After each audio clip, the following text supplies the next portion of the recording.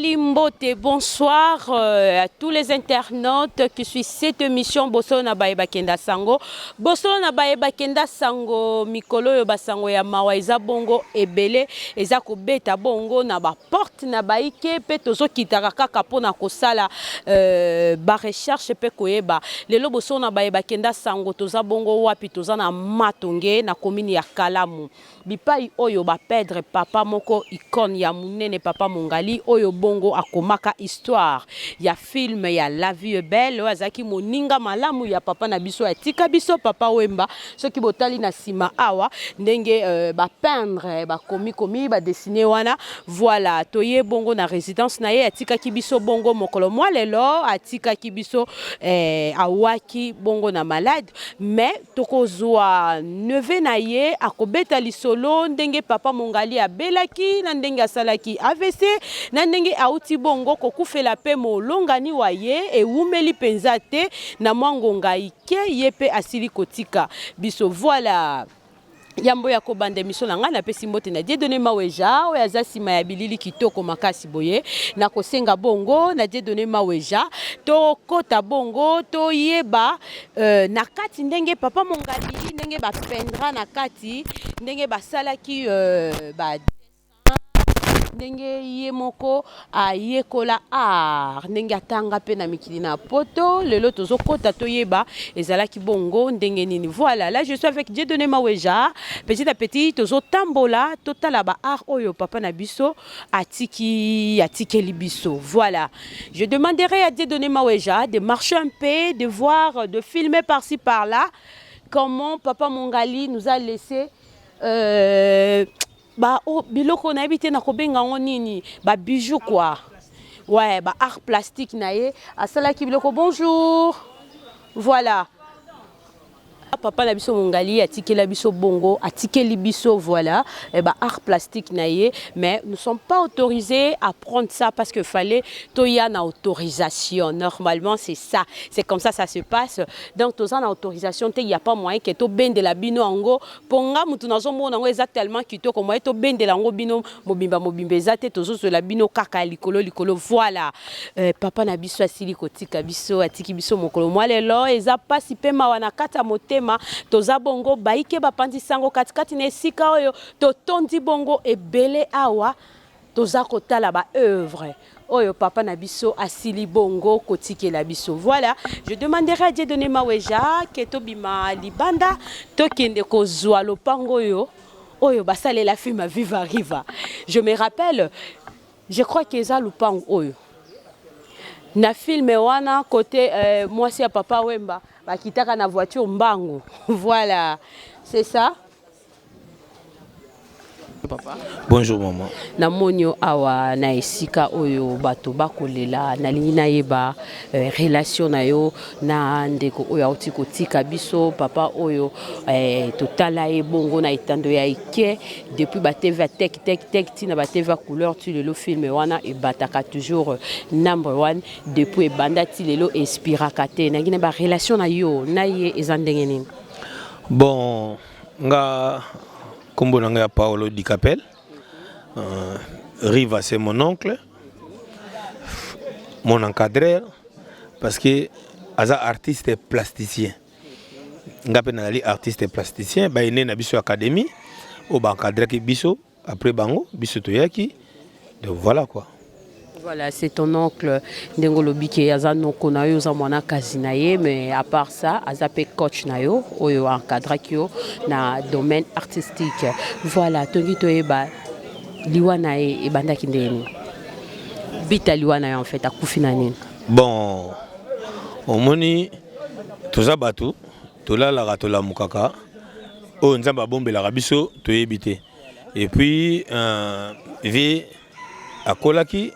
période moko moi santé dérangeant qui et ça là qui vit le col AVC raté yo moko bi déjà que non ce qui AVC c'est le quoi AVC raté mutaza rapena na ba faculté ndenge mutu oyo aleki na étape wana te donc voilà ezaki un peu bongo et après wana vient à rétablir ça qui nae pas à 100% mais normal tozalaka nae toliaka tomelaka tobetaka ba masolo ezaki nango normal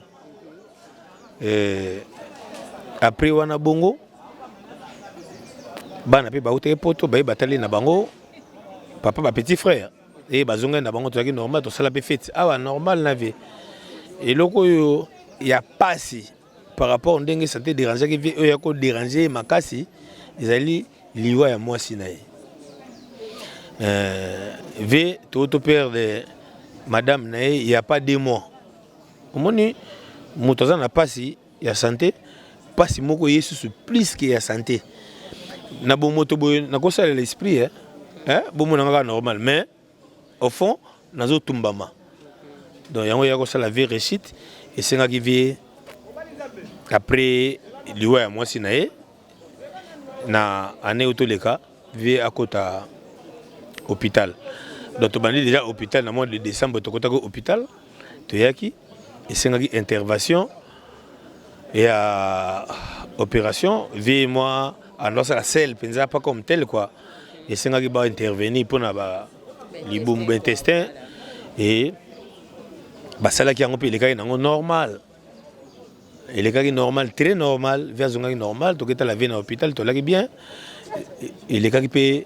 normal to kenda comme d'habitude kota la vie to zonga na biso ben moi petit frère moi tika la permanent mon biso bata misala faut zonga rato ya ko sala misala. Donc voilà. Et tu vends qui il vit pas normal, tu jouis sango ya voisin na biso. Mpanga ni matanga ya laki. Camarade na épée. O banda o solo là ba la bien. O cause là babi camarade ya lité que no photo biso mbeto zambula moko quoi. C'est-à-dire être dans le monde ba faire to comme ba camarade parce que les gens ne pas comprendre raté ceux qui petit frère naé azana mbula muke a bengue petit. Non, dans le monde d'affaires tout le monde a âge moko. Vers un hôpital, c'est un pays qui va normal. Brusquement, bien, parce que intervention opération est normal.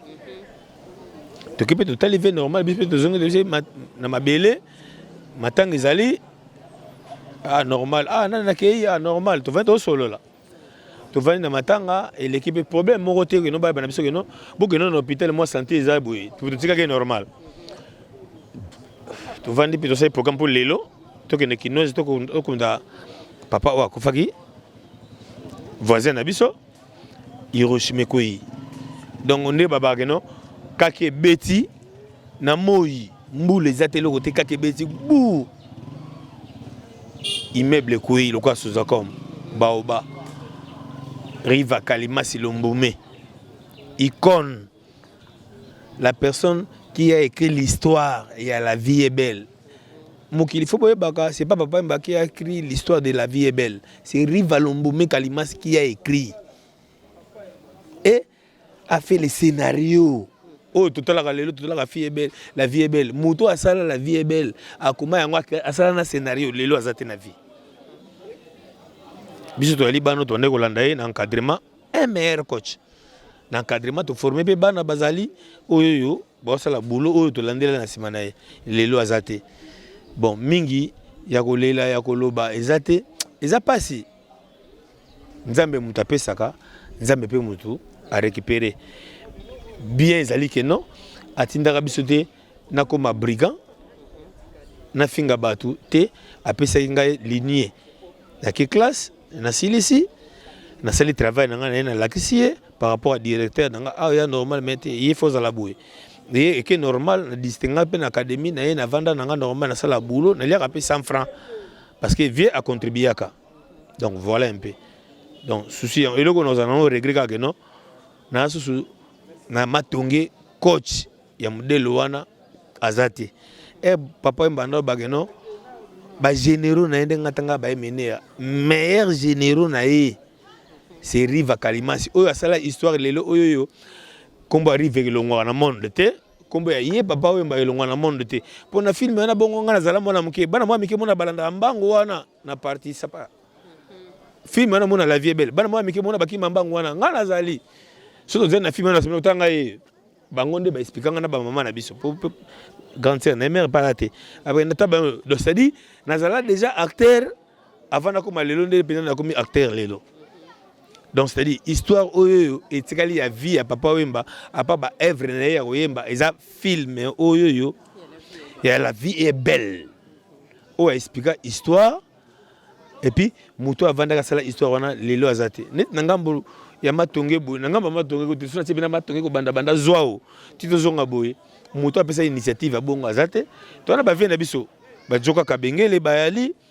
baza ba mécène culturel ne pe biso lelo to kumba mécène mais ya kosala eloko bongo na to salite na mikolozo ya kutu ngana no sa calcul na kuta nave na sala journée culturelle rien que matonge na faire voir bat matonge mais na zo kana sala ngo par rapport à ba image on a zoya ya kala na lelo et ate nde to vana bino boy na minute boy moloka e place papa mbala ki e choli donc mundela ta elobi nde ba mindele banda oya kana ba filmer le panga papa mba eza sauté donc c'est-à-dire histoire ezo kufa nango ezate to na même pas livre bato banda préparer ba livre na oluka to na ba document ve to la soki yali na bakisa pe to sala mutu mo boya kuna budete a ezala ki boyete pas ça vena na expliquer na biso bana oyoyo to botami na matonge nazo préciser bien mokili boyoka biso to yali bana ya bana matonge mama na bité so o comprendre bien bana ya matonge c'est-à-dire ba papa na biso nde bana matonge po bana ba mapangu na matonge ngana na sombiti donc pour comme moi na matonge fona somba lupango ba komi identité Paolo Di Capel c'est-à-dire lupango ba Di Capel wana ya tata na ngakutu te ya koko nanga donc c'est-à-dire ya ngai te nali mwana ya matonge donc pour comme na identité fona somba ta moi kikuku nanga ata moi 2 mètres carrés na komi mwana matonge pour soke na commune obina luka lupango Di Capel Paolo balatisi yo na minute soko obina luka lupango Di Capel Paolo balo so famille ba Di Capel ba master nanga ba grand frère ba petit frère o to vanda na balibanda o to zana bakini to tambola de partout to comprendre que non to za bana ya bana matonge et non mona matonge so za mona matonge c'est que yo muto sombaka lupango na onel na matonge mais mapango ya batata na bino na ya batata na biso eza ya biso te pona to sombite mais naza natif né grandi na matonge nga Paolo Di Capel na lobi na fingi mutute na critiquer mutute na expliquer poto zonga que non to za bana ya matonge na to sombite donc voilà Paolo quels sont les bons souvenirs oyo tikala nango pona papa na biso mongali oya tiki biso ba souvenir nini ya bien oyo pena yo ko fando bité en tout cas à part ngolo biki asa coach na yo mais il y a d'autres souvenirs au pena za ka gravé na kati ya motema bon na expliquer mon kilimo bimba pour ba comprendre nga Paolo pona za la Paolo et na festival Fulangenge la personne qui a créé festival Fulangenge Riva Kalimas Lombome le seul festival et salama na ville à Kinshasa o e cartona mokili mbemona donc c'est-à-dire vieux azwanga abilanga oza mécène ozaka mwana na nda côté et na tcha ba action na ngape na festival Fulangenge parce que na domaine de publicité c'est-à-dire que tcha action ezate na pesi $1 million te na kata événement ba sala et c'est que non journaliste azala oza comprendre o pesi mbongo te mais o na apport et je sais que artiste plasticien zala et c'est nga ba décor nga pe na ti il pose mbongo to louer place yangwana donc à partir de wana ndé na komaki mécène et puis na bande ko pratiquer judo oncle grand frère coach aki président nanga pour nga na Paolo Di Capel naza renommé na champion d'Isaïr na champion de Kinshasa lelo oyo na ali membre ya fédération nationale de judo congolais. C'est-à-dire j'ai un mot dans la République. C'est grâce à Riva Kalimas Lombome. Donc, après ça, atinanga que non naza mobulute, na finga mutute, na ba ko respecter mutuno sona ko na e. Donc on a respecté mutuno sona ko na e na bulo na e. Et loko benda makasi na tikali na ngo no, on a considéré ba nanga il faut bozala boye na vie pour ne pas te perdre, pour ba vie balobaka. Ce qui était ndenge bato ba raisonner que non o matonge zaka ya bayanke ya bakuluna non tout le monde o ya za chege na matonge aza natif matonge te nazolo bango boyoka papa yemba azalaki wana fula ngenge apesa mutu chance chege no sola na victoire azamo na matonge te moyibi nyonso na victoire azamo na matonge te baba vena somo ya espace ya matonge capitale ya Kinshasa. Les preuves vont nous comparer à au moins mona bandala zo soki ngana mona bandala yo mona matongi matongi za quartier bandala za commune c'est-à-dire je pèse plus que lui so bana 10 quartier nga Paolo di Capel na lokwa 10 quartier na commune na bango ngana na sala comparaison te na bakeno ngana mona kalamu te na tambola na identité ngande ba koma na ba carte électeur wana bongo les preuves ane nga zaka na passeport na carte électeur te na yebisa bango keno mboka na ngai ya Kinshasa collectivité na ngai za kalamu o msu tolanda territoire na nga eza matongi donc ça dit na viva kuna te to tambola na ba normalité donc voilà un peu de yango nde veri basala pona zala nga Paolo di Capel. Voilà, merci. Est-ce que Papa Paolo déjà bon sali programme ou soit que parce que ebele baike to ebete que film va arriver tourner bon grand moko izali que prestation kozala pour na honorer quand même mémoire à mutaku faire za icône za star munene et loko nini o beaucoup préparé en honnêteté pour na kolakisa que ndenge azala ki quoi. Bon, maman journaliste moni makamno to ya na programme na go précipité te na bano que notre sali programme so na biso to sali programme to za lokuta to zaki na problème ma day ndé na ebisio deuxième day la ndibiso lelo donc to zana no émotionné biso no surtout donc mutana na fixe zate to vanda to ze baninga ba cimetière ba rozonga événement nesili après to vanda to kosola poto yeba nini o to sala pona icône et puis to sala réunion na biso et senga pe tokutana na ministère de culture et art toyoka pendenge nini gouvernement loba parce que ali mutu oyo asali ya ebele na l'état congolais depuis Zaïre Congo donc tokosala makambo ala hâte na précipitation te tokosolola biso etake ba natif ya kalamu bourgmestre na tokosolola na na opesa ya pasana ba meilleur vena bourgmestre Jean-Claude Kadima tokozala na to solo la pona koyeba nini auto sala et puis surtout silisi on a eu bino ka keno beaucoup ta kombo ya Riva Lombome na place d'artiste parce que aza artiste moko ya mboko ya munene ngakutuna na komina notana ba 5% na été mais vie wana afulanga na sala ba concours ya ba logo na monde grâce na ye et kombo pe kota na sima na ye lelo na koma mona neti vimba zaiko par rapport na ye matombe ne tomera jamais ba baza sima bilili babi bangi batuna elambola ete za kombo ne matonge ne tombera jamais comme baba que non un garçon qui se respecte mvota ya ngolo je reste chez moi donc ndako na nga wana place na futela kana bimisaka mbongo na ya courant na ya mai place na zaka na ba elefanto nanga yanga mutuka nanga pe ali yango na temi na simakala rouge kuna nde beaucoup la pesa ka idéologie ya koluka elamba pe ali pola te lamba faut la patron na entreprise nanga public padic agence de conseil en publicité et ça la ba panneau ba calicot ba t-shirt nde na moni bo mama uza contact nanga par rapport à moi staff ya yo pe ni na bino bo pesa ngelo te bo pesa nga logo na bino bo pesa ni okoma na saleli bino na pesi bino ata na marche pe bo inviter ngai par rapport ndenge zaka na suka ata ma fante ke zala nango wana zanga pona mécène na 7 fois mécène na ville à Kinshasa 4 fois mécène na République démocratique du Congo donc c'est-à-dire na pays zaka na mboko bon nde na awa o mona na ba yigo boss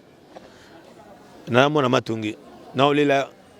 oncle vieux coach monde lelo mama lobi sokoyi okutanga Paolo di Capel na changé lobi timu ko ba na mabele jour ba ko na mabele na opesa devoir yom to ndi magate ke no matongi za poison papa mbatika ba lire foya na za 9 paires à triple à Weston na vanda na Kinshasa na potote mais na somba na internet na et puis libaya ya solo mama libaya te ke no neti bande na biso ba bilishang na ba jaki batika karaté ba commencer sapatu te sapata solo poso ko ina la sapatu so petite meto tiango moto tutumbi po yo kende kozwanga na kozwa te nga ba ko binga nga bayera bilamba bientôt là na préparer retraite nanga le 29 janvier eza anniversaire nanga na bengo so mama tamsu na retraite on na bengo sa bongo na ko PCP l'emsu sous moi ensemble à comparer Smith na PCP moi Mukasa Weston tam soko pisa papa te lem so ekoki te mais ozwaki donc naza bena bongo o eza ya Yamamoto nalata yango mingi so nalati na bodi ya Yamamoto natambola na identité oyo eza Hugo Boss eza blouson ndeka climat elaki na tie milobi pe okutanga susu na yebisa mama si to sa programme soko ye yesa bango na posa Paolo Di Capel na président voilà na sa perte na patron pour être ça fait faut aux la patron dans l'entreprise yo entreprise té le côté OK beti kokoko ba pese li papa obo komi ça perd mama elambeza motuya mama elambeza motuya ngana na ba nanga nana Rachel Di Capel la française nana Rich Di Capel anglais nana talaka na bana na mbale moka beta en Angleterre moka beta en France baba joueur té on a moi ses avocates mais na esi bino que non le 29 mai à mona na beta 21 y 21 na Kinshasa na minute na ba mutana ngwezaka bozina jibem piana ça dit muta koto na 2022 za Paolo Di Capel le 29 na PC exercice oyo okutango. Voilà, merci. Là, c'était Papa Paolo, les cousins, le neveu plutôt de Papa Mongali qui vient de nous quitter. Voilà. Bonjour, Papa. Combien de minutes n'a ça déjà? Voilà, merci. Bozala Kibongo Baike na ba poste téléviseur nabino na ba téléphone nabino Bozala Kibongo ebele kolanda bosolo na baye bakenda sango. Voilà, bosolo na baye bakenda sango lelo bongo toya ki ko kabola sango na mawana papa na biso Mongali oya sili bongo kotika biso mokolo lelo toza bongo awa si vous vous rappelez ba onyo so batala film à Viva Riva baye bibongo le pango yo Viva Riva te je me trompe la vie est belle, voilà, la vie est belle, baby bongo le pango yo, et zala ki bongo site oyope ba tourner là, film wana oye komama ki bongo na papa na biso Mongali oya sili kotika biso mokolo lelo. Voilà, merci nabino nyonso bozala ki baike sima etando yaike nabino na ba téléphone nabino bolanda ki vraiment bo solo na baye bakenda sango. Là, je dis d'abord merci à Dieudonné-moi Ejaï qui était derrière ces belles et beaux caméras. Je dis merci à papa Thierry Vita. Voilà, papa Thierry Vita, matondo mingi ya moté matala kaka papa banebele. Voilà, je dis encore merci à papa Serge Bofende. Voilà, bah, bon rétablissement nayo. Merci à Berado Prince Desamunda, mon frère, merci à Yagile Maïndou, le manqué de Paris. Merci à Dio Mabiala, Mabialos. Vous êtes tellement nombreux. Nalela Bino fort. Les amis d'abord, mondial, Nalinga Bino Natina. Quant à moi, je vous dis bonsoir chez vous.